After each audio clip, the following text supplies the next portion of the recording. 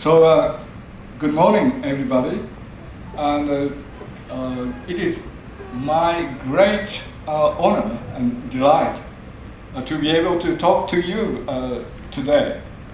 And I'd like to thank you, the Dr. Do and President of this university, and there was a very interesting Confucian debate in Japan, and I'd like to make a connection to the contemporary political philosopher in Japan, Maruyama Masao, briefly. And interestingly, in 2005, and at that time, I was already involved in the international campaign to prohibit the so-called depleted uranium weapons, and so used during the Vietnam War. And so I think you can see my sort of a concern or involvement in this question.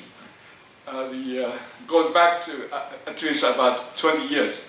And also, I taught at Kobe University, but I've been living in Hiroshima for the last 30 years. So that's the reason why I've been involved in this kind of anti-nuclear activities. And the photo below is taken of Agent Orange. So I had a very meaningful sort of conversation and time with him, and at the conference or at the dinner. And I'm not sure you for me. Informative keynote speech.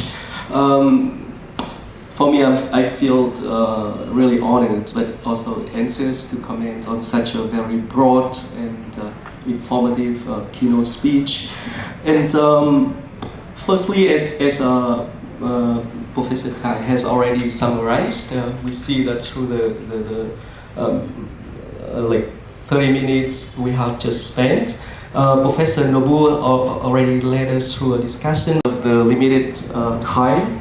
He didn't manage to discuss the second section, which is on war and governance today. However, because I read the paper, so I'm really interested in pressed for time, so maybe I will have a few questions, and I think the questions will add to my knowledge and help the audience here understand the keynote speech even better.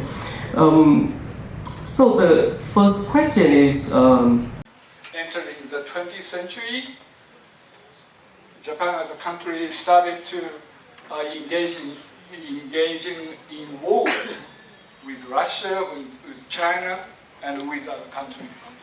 So toward the end of his life, Shibusawa Eiichi had to face this fundamental change of Japanese government and Japanese society.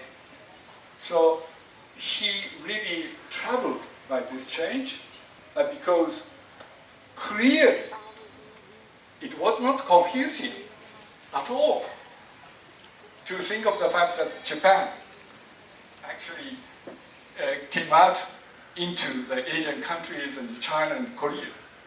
So it was not confusing. So there were fundamentals of change of the Japanese society culture at that time. So he came to face the so-called capitalist and labor conflict. And the American thinker Eden Skelly, that is said, it is very clear in the case of the nuclear weapons, right? If a nuclear weapon is used, thousands, millions, and tens of thousands of people suffer, of course, as we all know. The fact that the book, the Thermonuclear Monarchy, Choosing Between Democracy and Doom, by American thinker Eden Skelly, she may be listening to our discussion now via online network. And actually, she discusses in great detail the point you highlighted. That is that Thomas Hobbes was very well-versed and very knowledgeable. Not only knowledgeable, but his starting point was rooted in the Greek classical historical understanding and the understanding of human beings. And so the Heraclitean idea of war as a creative source for human culture, and I agree and I see your point completely, actually. And let me, for the moment,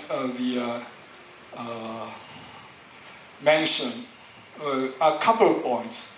That is to say, my starting point in philosophy study was American philosopher William James, and one of his very popular essay is entitled Moral Equivalent of War.